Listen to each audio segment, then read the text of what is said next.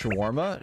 What's a shawarma? Listen, I'm very uncultured when it comes to food. I eat fish and rice, salmon and rice, or chicken and rice. But I want to start eating all kinds of different food. Start eating Mexican food. Do you like it? I like Mexican food. I like everything. I'm not a picky eater. I seriously love everything. I'm gonna start traveling the world and eating everything, including your mom's. Least I can do, you know? What do you mean by that?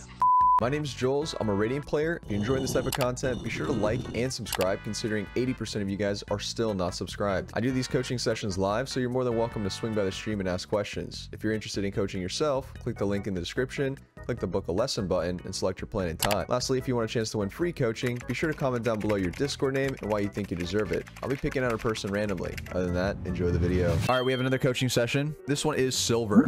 Nah, hey. What the hell did she dink me with?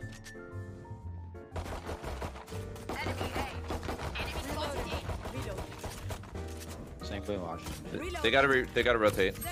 Yeah, problem is now they could be up B and stuff. Yeah, there they are. They're coming. 30 seconds left. One enemy remaining.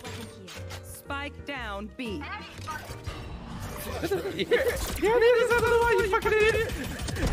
All right. So first thing I'm noticing, this rotation early was kind of grief. If they are 4 on a site, you don't want to rotate. If somebody decided to lurk through B, they have all of B here, right? Or they have 2, whatever. You're giving them a lot of info by rotating here, especially when you have 4 on site and they're not out yet. The thing is, like, they haven't even pushed in yet and you're rotating, you know what I mean? I would have rather you push through B man instead. Yo, Rye Guy with the 1,000 bits. Thank you so much. I appreciate that. Okay. Pop flash. Pop flash. Yep. Yup. Oh, you should have peeked. You were a little hesitant there with your pop flash. The peek on the pop flash. Do it again. Do the exact same thing again. Pop flash. Pop flash. Pop flash. Pop. You're dead. Never mind. You're better. Pop flash. He's close on you. Disgusting. I think. Yeah. You're disgusting. Okay. Good round, though. You have good aim, and you have good movement for silver. You used to be global elite in CSGO years ago. Oh, really? Okay, I can tell. I can tell. Some CS habits. Last player standing. They might have. They're gonna go A. Hey, well, you have ult. They have res. Probably wouldn't send my ult, though. Or not? Really? Oh, they come back? Okay. Wait, this is new. They know you play B, and they're still coming here. They're gonna wall. There's a guy above you. Spike down B. You're not in a good spot. You need to kill this. One okay. Enemy remaining. 30 I would seconds left. Okay, I would have played this a little bit differently, but okay, so after you get this one kill, I would immediately look to try and fight the second guy. The worst possible thing that could happen right now is by this person above you just stays alive. It would be really hard for you to win this round because then they just pinch you and play off of each other. This whole interaction here was scary, but peaks are good. Aim is good as well. Crosshair placement is a big thing. Like you see here, look where you're aiming, right? Look at this. You know what I mean? See where we're aiming at here? Be careful with this. Make sure that your crosshair is always ready for head level. We'll just pretend he's right here, you know? This little guy here. So just make sure crosshair placement is always head level. But all good, all good. You're hitting nice shots. Your flicks are really good. Oh my. Rotate. Knife out. Rotate. You have ult for retake. Let's go. I feel like a lot of silvers are actually cracked, but they lack awareness and positioning. You're absolutely right. Yeah. That's the main issue silvers and golds and plats have. A lot of them have good aim. Natural aim. Nope. All right. Nope. I would say silver is like a crosshair. Ooh, I love this. Push. Yes. Another one. Oh, another one. Pop flash again. Oh, shit. All right. All good. All good. Get rezzed. Res. I'm yelling in comms right now. Res me. Buddy. Knife? Spike's here, by the way. One enemy remaining. Okay, all good. Blind. Knife for info. Knife for info. I'm blind. I'm fully blind. Oh god, I'm out. Nice job. Nice rounds. Nice rounds. You have good aim. Surely this guy deserves a higher rank. I agree. Yeah, no, he's a good player. I can already tell. It's a crosshair placement issue and the utility usage, I think. Peaks are Spike's good. here. Spike's in mid. I like the way you peek a lot. It's a very CSGO type peek. Yeah. I could tell you played Counter-Strike based off how you're peeking angles. Yeah, you could tell he's a CS player, exactly. Counter-Strafing is just born into... It's ingrained in you. They revived that B. So you have bomb down. You should be playing with your teammate here. This is oh, it's risky. I don't like this at all, actually. Yeah. Okay. One enemy remaining. I would have pop flashed a little bit earlier. Yeah. When I started screaming and Bro, you have 16 kills. I don't even think you need coaching yet. Honestly, I think you could have probably just queued up and spammed games and gotten to gold or plat at least. And there's still some stuff that obviously you can use to improve on. But I'm not kidding. I don't think you're a silver player. I think you're probably like gold plat at least. This is a good intuition. So here's the thing. Here's the thing. Normally, I don't like an early rotation like this, but based off of their tendencies of how they've been playing, we know that they don't like to lurk very much. So I'm actually okay with this over rotation, especially after getting nothing here. But at the start of the game, you don't want to do that right away because you don't know how they play, right? This is only something that you can do. Oh, you jump on the box here. Swing wide. Yeah. That's a free kill. That guy's boosted. All good. Don't worry about it. Don't worry about it. Don't worry about it. Okay. I think a big thing is like sometimes you're committing when you shouldn't be committing. And this is like a big Counter-Strike tendency where in Counter-Strike, you commit almost every gunfight, right? There's very rare do you burst strafe, unless they're very far. For the most part, you just send it sometimes, especially in this range, mid-range. In this game, not so much. In this game, your recoil resets a lot faster. So you're going to want to strafe a lot more in between shots. Last player standing. Mid. Going up kitchen. Okay, two options here. Nah, this is not. All right, chat. If we know that they are splitting B on us from kitchen and possibly from B main, why is this not a good spot? Open to B main? Okay. Isolate 1v1s, multiple angles, exposed to too many angles. Okay. Yes. Absolutely right, chat. In a situation like this, when you know you're getting pinched, and this will go right, think about this all the time when you are getting pinched on a site or from any point on any map, what you should be doing is pushing one side. Never play the site because you will get pinched and traded. So you need to be pushing and playing aggro on one side, one choke point. So whether that's B main, whether that's going up onto site and pushing into kitchen, or pushing down mid this way, right? And then playing behind this block. Regardless, you cannot be playing here because you're way too exposed from all three angles and you're gambling at this point. I would have actually liked for you to push B main or maybe played it from yellow instead, especially down numbers, right? So a big thing to think about is like when you're down numbers like this, you can't play passive. You have to play aggressive, right? Let's say you go B main and there's only one person B main. You get the kill on the guy B main and now you have B main control. After you have B main control, now you and your whole team can retake together and you have B main control. You see what I mean? And now you pinch them because now they're the ones on site. That should be your thought process. Good stuff though. All right, this round, I need to see your ult. You can't go low with the small mouse pad.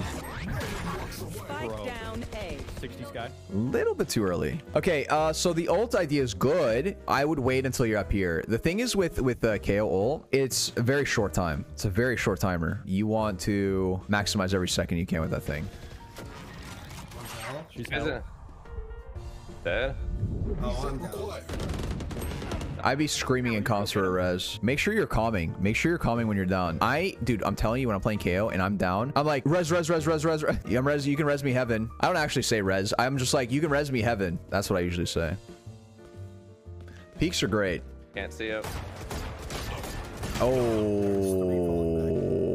Okay. Okay. Careful with the flank sometimes. They didn't commit. That's what I'm looking for. They didn't commit to the site. So, guys, when flanking and lurking and getting behind them, you need to ask yourself, are they pushing? If the answer is yes, then you just do what you did here and you just literally run it down on them. If they are not, you chill. You chill back here. And you do not peek because they kill you and they have B site for free. And that's huge. You can cost your team a loss based off of this kind of push, right? So unless they start committing, then you shouldn't be the one over committing to the lurk and the flank. Careful with flanking. You should never really be over pushing if they are not committing to the site. If you guys have them contained, then you don't need to push. Unless they start pushing back into sight, that would be your cue to push up. Now, if we think about it, you're probably going to die. They're going to kill you. They're going to take B for free.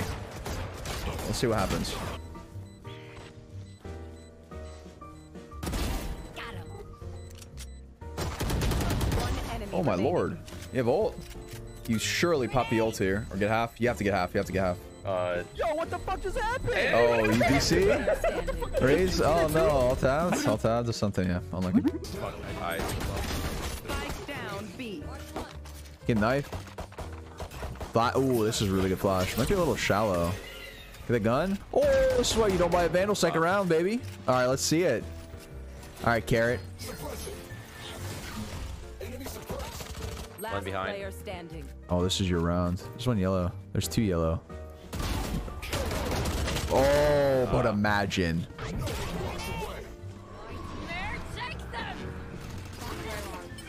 Okay, use your knife. You need to use your knife for... Okay. I'm noticing what's happening here on attack side. Make sure your knife for info early. Plus, molly to clear corner angles. Flashes to get space. Utility usage. After that, you guys get into sight. This is late. This is unfortunate if I'm being honest. Yo, jump. Okay. I actually like this lurk. Oh, of course, the second I say it. Come on. Am I ever wrong with these? Have I ever said I like something and it doesn't pan out? Does that ever happen? I swear, every time I say I like this play, it always works out. Anyway, I like the lurk. Good stuff. Heal. Where's my... I need heal. I'm spamming. I'm literally yelling in comms. Yeah. I'm eating my mic, screaming at my stage for heals. All right, 4v2 play numbers here. You're exposed kind of from backside here. Okay, that was a little risky, actually. Joel's giving Kira Lelouch vibes. Well, they just so happen to be my favorite anime. Oh my god. That puts it the other way. Nice. I just like lost my crosshair completely there. Oh, it's all good. It's all good. You got traded. You swung on your teammate. That's why I was saying nice. Regardless, you guys win that, right? It's a really good call on that lurk last round. They're gonna expect the year. Okay, bye. Don't peek. This is too early. You're peeking too early here. Oh, you see him? You see him on top? Oh. Chamber was the top of the yellow. What the fuck he popped down. You knife yellow here. But so he can't TP out, right? Still yellow. You have a timing. Nice. 3v2, you guys have bomb. You need to be using your knife. Okay, utility. Knife for info. You need to get info. You need to get info. The knife isn't so much about like stopping their abilities. It's more about getting the info of where they're at. Your knife should always be used in that case. Peek was great. I love this reposition actually. Wow. Good try. That was a very good try. Enemy spotted B. Is that the end? Is that the end of the game? Oh, that's tough. Okay, overall, you actually played pretty well. Rotations and a little bit of comms. I think comms like the big thing. Think you should have ulted against the chamber? No. Here's the thing with you should just 5-man group something with your ult. I don't like the splitting thing. The thing that makes your ult so strong is you can get rezzed. And if both of you guys die, you can't get rezzed. It's better to just stay grouped with your ult. That's like the biggest thing. I don't like splitting with your ult. It's grief. Either you full send at A, full send at B with your ult, and you just pop it and you run it first. You're basically like a drone that can get rezzed.